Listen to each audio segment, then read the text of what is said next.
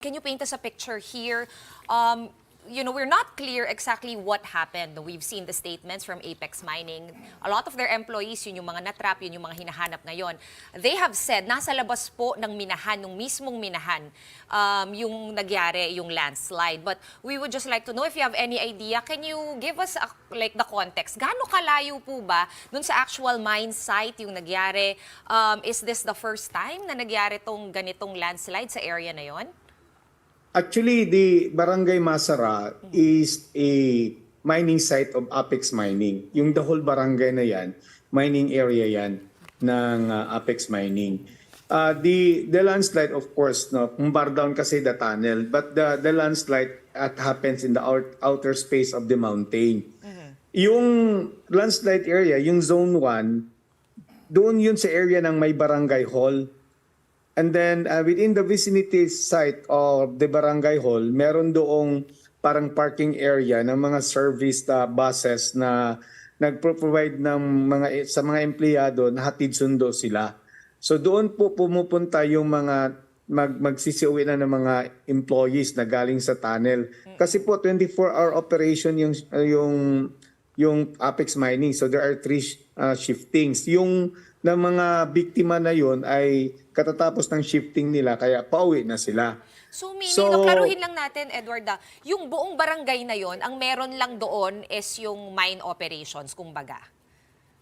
Yes, ma'am. So walang kasi typical naman yun sa mining town, di ba, na yung buong barangay talaga, lahat nagtatrabaho sa mine, etc., etc. So ganun po ba yung setup dun sa affected barangay? It's part of the agreement of the local government when there is an investor like Apex Mining, given priority yung mga residente dyan na may employ. But there are other employees within the province, yung iba pa nga outside the province of Davao de Oro, working in the Apex Mining. So kaya kasi ang buong Apex Mining kasi mining area yan. Magaganda naman yung pag-taker ng Apex Mining. Sinasabi ko nga sa mga interview, kung baguhan ka dyan, hindi mo malalaman na mining area pala yan because it was really taken care. At saka yung bundok, may mga kahoy pa din na ganun. Hindi yung open cut ang ginagawa nila. Correct. Yeah. More importantly, though, what do we know about the 2 buses that were buried in the landslides? As of last update, this was 2:30 in the afternoon, sabi ng Apex Mining. 62 employees have been accounted for, 45 others are missing. I wonder if you have a status update at this point. And also, it's been more than 24 hours since the landslides hit. Yes. How much longer are you going to continue searching?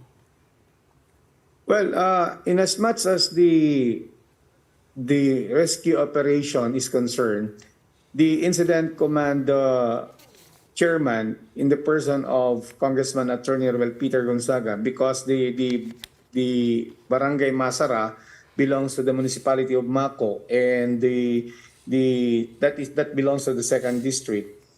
Governor Dorothy Gonzaga, the former Associate Justice of Court Appeals, the husband of Congressman Gonzaga, asked Congressman Gonzaga to personally take charge the incident command post. And I think if there's a need to continue the operation for as long as the victims will be retrieved, lahat sila, then by that time, saka pa mag-order ng stop yung operation. Ngayon lang, medyo napaaga yung paghinto kasi nagkaroon ng bad weather condition. Umulan po kanina mga around 3 o'clock in the afternoon.